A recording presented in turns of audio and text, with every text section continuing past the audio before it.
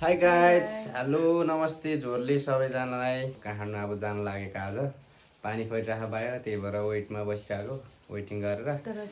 तर पानी रहन लाग्यो। अब मेरो बुढीलाई नि काठमाडौँसम्म म पुर्याइदिन्छु भनेर सँगै बसमा जान्छु, तपाईँलाई दुःख हुन्छ भन्दै थियो होइन, तिमीलाई नि सजिलो हुन्छ भनेर बाइकमै पुर्याइदिनु लागेको भाइ साथीहरू।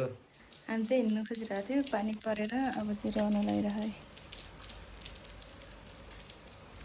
जता हिँड्दाखेरि पनि खालि पानी पर्छ यार हाम्रो चाहिँ हो नि।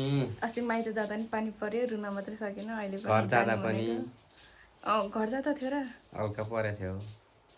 अनि अहिले पनि काठमाडौँ हिँड्न खोजेको पानी परिरहेको, तर अहिले चाहिँ रहन लागिसक्यो। फेरि रुम अस्ति आएर मिलाएको भद्रगोल भइसक्यो। हिँड्ने बेलामा चाहिँ यस्तो हुन्छ रुमहरू, कसको हुन्छ साथीहरू यस्तो हाम्रो जहिले यस्तो हुन्छ भद्रगोल रुमको। ल अहिले चाहिँ ठ्याक्कै पानी रह्यो। अब हामी काठमाडौँ जाने तर्खरमा छौँ। हामी चाहिँ काठमाडौँ जाने भनेर 1 घन्टा जति भइसक्यो क्या। सामान रेडी गरेर बसेको। म चाहिँ पसलको सामान झार्नलाई काठमाडौँ जाने भनेर वेटकोमा बसिरहेको थियो। अनि बुढी पनि अस्ति नै जाने भनिरहेको थियो गाडीमा। अनि तपाईँ पर्दैन जानु बाइकमा, मलाई पुर्याउनु गाह्रो हुन्छ तपाईँलाई, बर्खा बेला म गाडीमै जान्छु भन्दै थियो। मेरो सामान झार्नु पनि छ, अनि तिमीलाई नि पुर्याइदिन्छु भनेको वेटमा राखेको है। पढाइ छुट्याइ होइन। आज चाहिँ हामी जाँदैछौँ। ल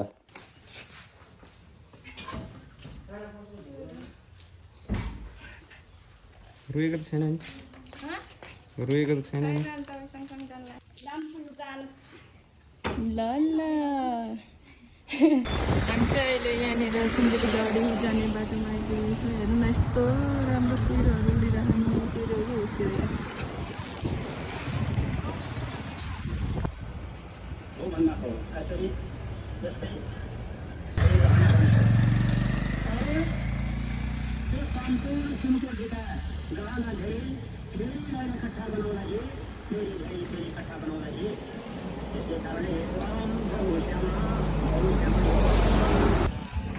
यसलाई के भन्छ रहेछ? हामी चाहिँ यहाँ अहिले कुन ठाउँ? सेती देवी मन्दिर यहाँनिर आइपुग्यो। रिठे भिरनिर सेती देवी मन्दिर आइपुगेको है।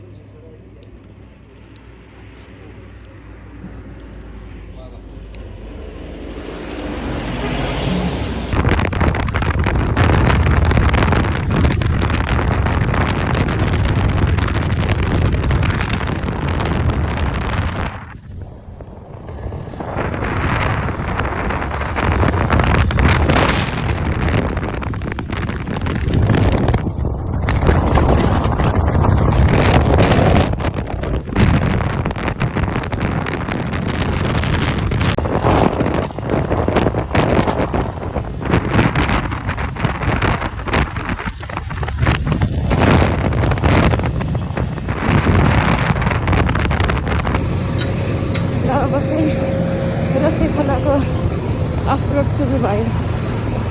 ठ्याक्कै लाग्छ होला। कति 2 घन्टा जति लाग्छ सानो यो लाग्छ।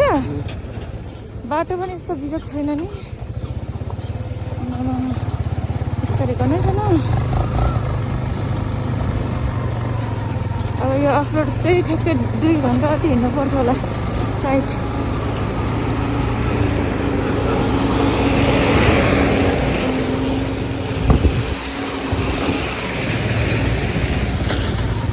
रोड बनाउने कामहरू चाहिँ सुरु हुँदैछ नि।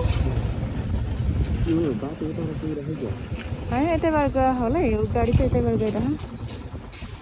यो त उता गाउँमा जाने गाडी, यता गाउँमा जाने होला कि बाटो सबै त यतैबाट गइरह त गाडी आइरह त खै। यता पनि रहेछ कि यताबाट जान्छ कि यताबाट जान्छ, कन्फ्युज हो हामी चाहिँ। त्यहीबाट हिँड्ने क्या।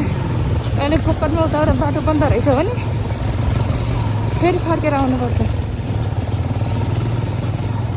यता पनि हाम्रो जस्तै ब्याग, यता पनि ब्याग उता पनि ब्याग रहेछ।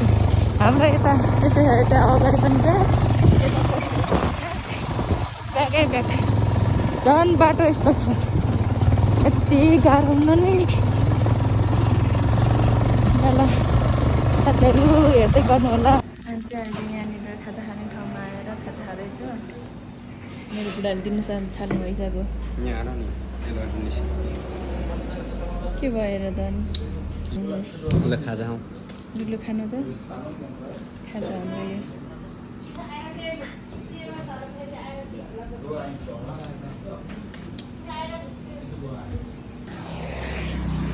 खाजा खाएर निस्केको अब यता हेर्न जानु खाजा खाएर निस्केको हामी चाहिँ अब अगायो अगाउनु भयो कति अगाउनु पऱ्यो आज पेटभरि अगाउनु भयो यहाँ हेर्नु न हाम्रो ब्याग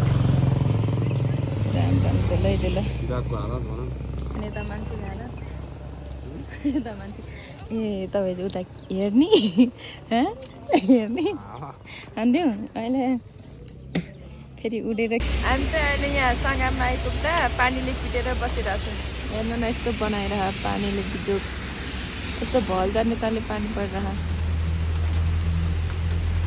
अहिले निचल्ल पर्नु अहिले दिन्छु नि कस्तो लागिरह तपाईँलाई कस्तो लागिरह राम्रो लागिरह होइन राम्रो लागिरह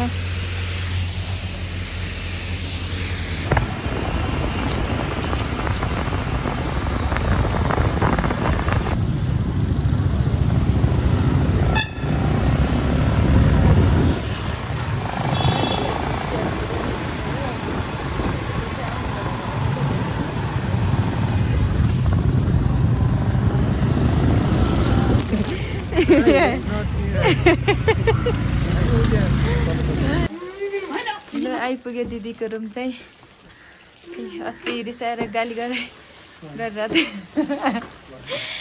नभनी गइस् घर भनेर यता हेरेर छोरा हाई गर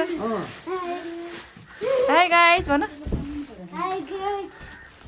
हाई गाइस हामी चाहिँ दिदीको रुम एकछिन बसेर अब फर्किहाल्ने हो क्या एकदमै थाकेको छ मेरो बुढोको आँखा पनि धुलो र धुवाले गर्दा एकदमै रातो रातो भइसक्यो साथीहरू अहिले चाहिँ हामी रुम फर्किदियो हजुरहरूलाई कस्तो लाग्यो आजको भिडियो कमेन्टमा भनिदिनु होला आशा छ मन पर्यो होला मन पर्यो भने like comment share and subscribe गर्न नभुल्नु होला फेरि भेटौँला नेक्स्ट भिडियोमा